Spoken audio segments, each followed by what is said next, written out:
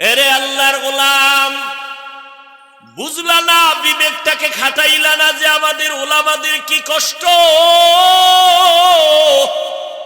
কুত্তার মতো সারাটা দেশ দৌড়াই 12 মাস, নিজের ঘরের খবর নাই, পরিবারের খবর নাই, খানা নাই, ঘুম নাই।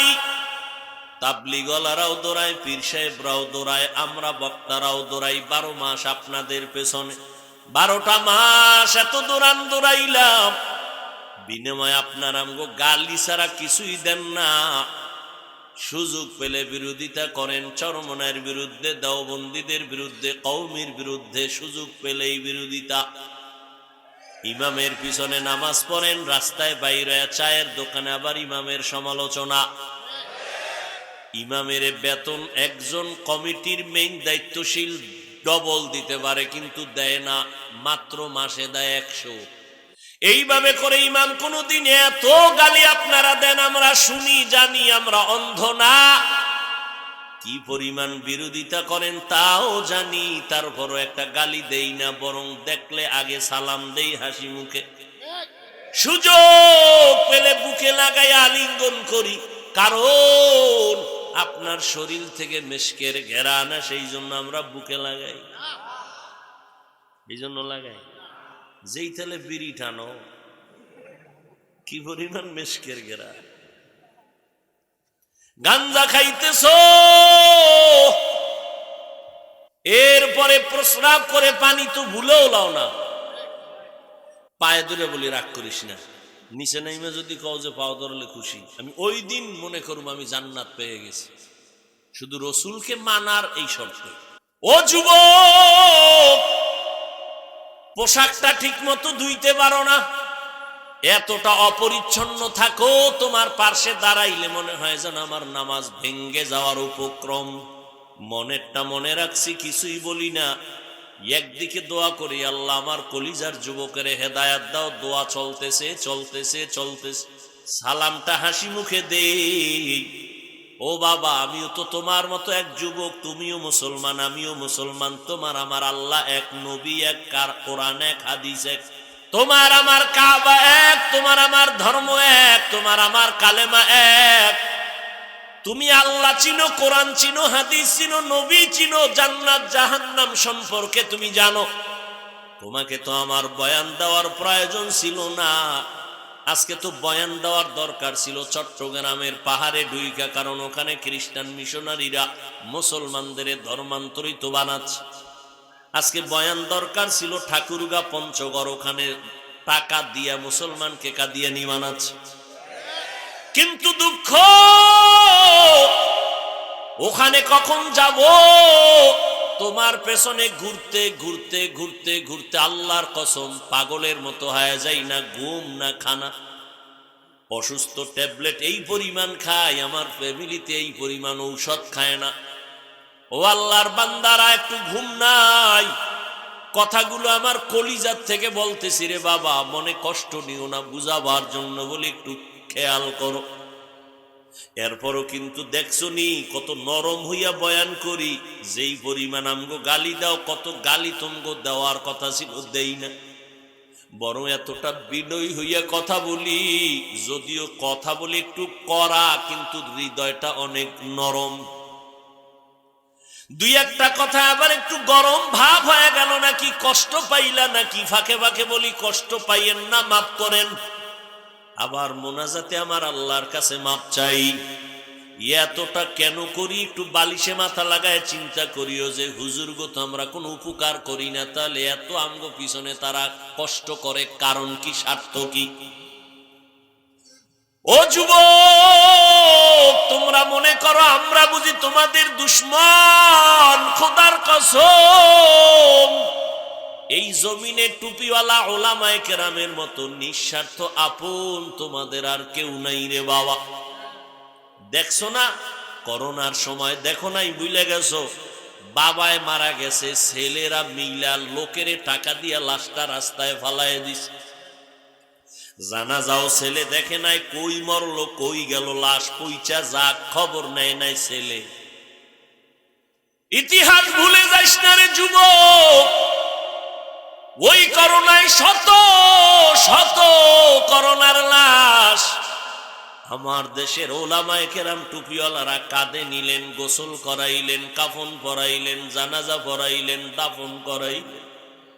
আল্লাহর কসম, তাকায়া দেখছনি একজন হুজুরেও করোনায় মরে না। ইতিহাস ভুলিয়া যাস না রে বাবা। ছেলে বাবার লাশের কাছে যায় না, জানাজায় যায় না, করোনা। আর সব লাশগুলো আমার দেশের প্রশাসন আর এদিকে আমার ওলামায়ে কেরামরা জীবনটারে বাজি রাইখা লাশগুলো গোসল করায়, কাঁধে নিয়ে দাফন করায়, কাফন পরায় সব কমপ্লিট করেছে। ও আল্লাহর বান্দা, এই দুনিয়ায় তোমার জন্য কেউ যদি কল্যাণ চায়, পেছনে স্বার্থে যদি আঘাত লাগে, দেখবা জাগাত মোবাইলের নাম্বারটা ডিলেট। কিন্তু একজন আলেমও পাইবা না যে উম্মতের জন্য তোমার জন্য বরদোয়া করে। ও বাবা, আমরা কি চাই? আমরা তো তোমাদের বাধ্য করে বলি না যে আজকে আমগো মতো হুজুর হতেই হবে, না হয় জাহান্নামে যাবা। আমরা বাধ্য করে কিন্তু এই কথা বলি না তাবলীগ না করলে জাহান্নামে যাবা, কওমি মাদ্রাসায় পড়তেই হবে, না হয় জাহান্নামে যাওয়া। বরং অন্তত আমি মোহাব্বত করে বলি, অন্য ওলামায়ে কেরাম হয়তো বলেন যে আমি সাহস দেই, ও বাবা স্কুলে পড়ো, কলেজে পড়ো, চাকরি করো, বাধা নাই। বাবা তুমি সব লাইনে চলো, বাধা নাই। তুমি ডাক্তার হও, আল্লাহ কবুল করেন। তুমি ইঞ্জিনিয়ার হও, তুমি একজন প্রফেসর হও, তবে আমার অন্তরের দাবি বেয়াদব হইও না।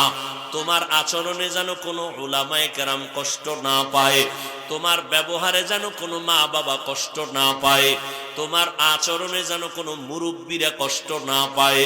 কারণ তোমার ধ্বংসের জন্য বড় ক্ষতি হলো মুরব্বীদের বরদোয়া, মা বাবার বরদোয়া, শিক্ষকদের বরদোয়া, মুরব্বী ওলামায়ে কেরামের বরদোয়া যদি লেগে যায়, জীবনে সফলতার দরজা খুঁজে পাইবা না। এই জন্য বলি রে বাবা, রহমতের নবীর আদর্শের মালা লাগাও। ডাক্তার যদি হও, একজন আদর্শবান ডাক্তার হইও। মরিয়া গেল তোমার জন্য সম্মানের ইতিহাস লিখবে, দোয়া করবে। আর যদি আদর্শ ছাড়া ডাক্তার হও, তাসলিমার মতো জায়গায় জায়গায় জুতার বাড়ি খাবি। ও আল্লাহর বান্দারা, ভালো করে বুঝার চেষ্টা করো। রহমতের নবী আমার, এমন মায়ার নবী আমার, এই নবীকে আল্লাহ যা দিছেন অন্য কোন নবীও পান নাই, উম্মতেও পান নাই। অন্য নবীর হায়াত অনেক বড়, উম্মতের হায়াত অনেক বেশি। আমার নবীর মনটা বড় দুর্বল, হায়াত কম, ৬০-৭০-এর মাঝখানে। আল্লাহ কয়, নবী আমি আপনার জন্য সব দিয়া দিলাম। জানেননি নবী আমি আপনারে কতটা মোহাব্বত করি। মুসা নবী আমার বন্ধু, ইব্রাহিম নবী আমার বন্ধু, ঈসা নবী আমার বন্ধু, ইসমাঈল নবী আমার বন্ধু, ইউসুফ নবী আমার বন্ধু, নূহ পয়গম্বর আমার বন্ধু। সব নবী পয়গম্বর আমার বন্ধু, আপনিও বন্ধু। তবে ব্যবধানটা হলো, সব নবী রাসূল আমার আল্লাহ তাআলার আশিক, আর আমার আল্লাহ নিজে হলেন মুহাম্মদের আশিক। ব্যবধান আছে না নাই? কঠিন ব্যবধান। এই জন্য আল্লাহ কয়, নবী এই উঠে গা, ছেড়ে দিব। ভাল লাগে না? না, তুমি এটা মামার বাড়ির অনুষ্ঠান মনে করছো, মন চাইলে বসবা, মন চাইলে উঠে যাবা। ওই যে একটু আগে বলছি কপাল যদি পুড়ে যায়, তো এতগুলো আল্লাহর বান্দাদের নিয়ে মা বাবার জন্য দোয়ার সুযোগ আর পাবেন? এই সুযোগ ছেড়ে দেওয়া মানে কপাল পড়ার পরিচয়। আমারও তো একটা টাইম আছে, আমি ছেড়ে দিব অল্প টাইমেই। আপনাদের কথায় তো আর আমরা চলি না, এর মধ্যেই ডিস্টার্ব করেন। আপনার যদি দীর্ঘ টাইম বসার ব্যারাম থাকে, যে না পারেন না, তো আপনি ভিতরে বসছেন কেন? কত আল্লাহর বান্দারা বাইরে দাঁড়ায় আছে, আপনি ওইভাবে দাঁড়াইতেন, ফাঁকে ফাঁকে বিড়ি টানতেন, আবার খারাইতেন, দেখতাম মনে ঝামেলা হল। ভেতরে ঢুকে ডিস্টার্ব করেন কেন? এটি কোন বদ অভ্যাস? আর একটু সামনে আগাবো। আল্লাহ সবাইকে কবুল করেন। আমরা হুজুরেরা এমনিই তো আপনাদের নজরে একেবারে বোকা, আমগো মাথায় কিচ্ছু নেই, সব আপনাদের মাথায়। কারণ আপনারা গাঞ্জা খান, মদ পান করেন, বেপরদায় চলেন, দুনিয়ার আকাম আপনারা করেন, বুদ্ধি সব আপনাদের, আমগো মাথায় কিচ্ছু নেই। এই জন্য পাও দড়ি দেখেন না কতটা ছোট হয়েছি, মনে হয় আপনার কাছে আমি ঠেকা, পাও দড়িয়ে দড়িয়ে বয়ান করতেছি, কতটা দুর্বল আপনাদের কাছে আমরা। আল্লাহ আকলকে পরিশুদ্ধ করে দেন। ভাইয়েরা আমার, কি কথাটা বলতেছিলাম দেখছেন, এরকম এক একটা পেস লাগাইলে কি করার। রহমতের নবীকে আল্লাহ বলেন, ও নবী, আপনার হায়াত যদিও কম, আপনার উম্মতের হায়াত কম, তবে আমি বরকত এতটা বেশি দিব আপনি খুশি হয়ে যাবেন। আল্লাহর নবী কয়, কেমন বেশি? কয়, নবী আপনার উম্মতের জানায় দেন, অন্য নবীর উম্মত যদি 1000 মাস লাগাতার ইবাদত করে, কয়দিন? 1000 মাস। আমি আল্লাহ আপনার মোহব্বতে আপনার উম্মতের ওই 1000 মাসের সওয়াব আমি এক রাতে দিয়ে দিব। কয় রাতে? জানেননি রাতটা কোনটা? শবে বারাত, লাইলাতুল কদর, বড় দামি এক রাত। ও নবী, জানেননি আপনারে কি দিছি?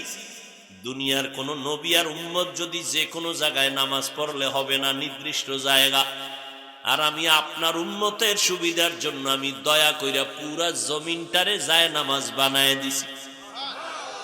যেখানে সেজদা দেবে কবুল, তার মানে কবরে দিলেও কবুল, মাজারে দিলেও কবুল, বটগাছেরে দিলে কবুল। আচ্ছা বলেন তো, আল্লাহ আকল দিছে, মানুষের দাম বেশি না বটগাছের দাম বেশি? মানুষের দাম বেশি না পাথরের দাম বেশি? মানুষের দাম বেশি না সূর্যের দাম বেশি? আরো আশ্চর্য কথা শুনবেন, হইতাম না আর পেছ লাগাইব। রসুলের হাদিস, বাইতুল্লাহর থেকেও মুমিন বান্দার দাম আল্লাহর কাছে অনেক গুণ বেশি। ও মুমিন, তোমার এত দাম, তুমি বটগাছের পূজা করবা কেন? বটগাছ তোমার পূজা করবে। তুমি পাথরের গোলাম হবা কেন? পাথর তোমার গোলাম হবে। তুমি আল্লাহর গোলামি করবা। দুনিয়া সব আমার গোলাম, আমরা আল্লাহর গোলাম। এরে নবীরা আশিক, আমি পাথরের সেজদা দিব কেন? পাথর আমার গোলাম, গোলাম রে মালিক সেজদা দেওয়াটা এটা ভালো কাজ না। তুমি মালিকের সেজদা দেও, দেখবা দুনিয়ার সব মাখলুক তোমার পায়ের কাছে চলে আসবে। আল্লাহ দেখাইছেন, সূর্য আমার কথা শুনতে বাধ্য, আমি সূর্যের কথা শুনতে বাধ্য না। বাতাস আমার কথা শুনতে বাধ্য, আমি বাতাসের কথা শুনতে বাধ্য না। সুলাইমান নবী বাতাসের কয়ের, এই বাতাস চুপ, স্টক হয়ে যায়, স্টপ, চলাফেরা বন্ধ, বাতাস এখন এইভাবে চলো। জিনেরে সুলাইমান নবী চালায়। নদীর মধ্যে পানি নাই, আল্লাহর প্রিয় বান্দা চিঠি লেখা কয় নদীর মধ্যে ফালায় দাও, শুকনা নদীর মধ্যে চিঠি ফালায় দিছে, পানি শুরু। বুঝেন না কিছু? কি বুঝেন? যেটা কাফের হয়ে গেছে। হ্যাঁ, এরে নবীর উম্মত, ভালো করে বুঝেন, আল্লাহর প্রিয় বান্দা যদি আল্লাহর গোলাম হতে পারে, গোটা দুনিয়া তার গোলাম হবে। বাঘ তার কথা শুনবে, মাছ তার কথা শুনবে, গাছ তার কথা শুনবে। এই বিশ্বাসটাই অনেক টুপিওয়ালাদের মধ্যে নাই, খুদ বয়ে বয়ে খালি পেছ লাগায়। এটা কেমনে সম্ভব? কেমনে সম্ভব? আরে মিয়া, আল্লাহ যদি কুদরতি ক্ষমতা দেয় বান্দাকে, এটা সম্ভব হবে না কেন? ওমরে ফারুক চিঠি লেখছেন, চিঠি লিখে বলে নদীর মধ্যে ফেলে দাও, শুকনা নদী, পানি নাই। সবাই কইছে খলিফাতুল মুসলিমিন, পানি নাই, কি করার? চিঠি লিখে দিস, কি লেখছে সে জানে, আল্লাহ জানে। এটা নদীতে ফালায় দাও, দেওয়া মাত্র পানি শুরু। কাফের খাও ওমরে ফারুক রে। আচ্ছা, আমাকে একটা সহজ কথা জবাব দেন তো, গ্রাম্য এলাকায় হাল চাষ করে না গরু দিয়া? কারা করে? বড় হুজুরেরা, এমপি সাহেবরা, একেবারে থার্ড ক্লাসের মানুষ, তাই তো? আচ্ছা, ও যখন গরু রেখায় দাঁড়ায়নি, বুঝলেন? ও যদি কয় গরু ডাইনে যা, ওর ভাষায় যায়নি, বামে যাইতে গইলে তো একটা গাঞ্জাখোর, একটা থার্ড ক্লাসের মানুষ, বেআমলওয়ালা, বেনামাজি, ওর কথা গরু শুনলে তাকওয়াওয়ালা, জিকির করনেওয়ালা, খাঁটি আল্লাহওয়ালার কথা শুনবে না কেন? কিছু টুপিওয়ালাদের আকল নষ্ট হয়ে গেছে বেঈমানের পাঁচাটা গোলামি করতে করতে। এই জন্য আবু হানিফাকে পর্যন্ত গালি দেয়। এমনকি যে ওমরে ফারুক রাদিয়াল্লাহু তাআলা আনহু জান্নাতি সাহাবী, তাকে পর্যন্ত বলে সে ভণ্ড। এই ইন্ডিয়ার খবর না, আমার দেশের এক মাওলানা বলতেছে ওমরে ফারুক ভণ্ড, বেদাতি। শোনেন না, কথা বলতে বলতে মানে এত জোশ উঠে গেছে, শবে বরাতে মসজিদে না থাকার থেকে বেশ্যাখানায় থাকা উত্তম। কি এখানে এত শিক্ষিত মানুষ, কথাটা আমি বলাটাও অপছন্দ করি, কারণ যাই বলুক ভুল হইছে, যা হইছে, একজন আলেম তো, আপনারা তো আবার আলেমকে খারাপ বলবেন, এটা আমার কলিজায় মেনে নিতে পারি না। কারণ ওলামায়ে আহলে হক কিয়ামত পর্যন্ত জান্নাতের ঠিকানা এখন একটাই, নবী আসবেন না, সাহাবী পাবেন না, আবু হানিফা পাবেন না, ইমাম বুখারী নাই, মুসলিম নাই, তিরমিজি নাই, কেউ নাই। কিয়ামত পর্যন্ত জান্নাত পাওয়ার এক ঠিকানা ওলামায়ে কেরামের সোহবত। এই জন্য আলেমকে আপনি খারাপ জানবেন, এটা আমার অন্তর মানে না, সে যে লাইনের আলেম হোক।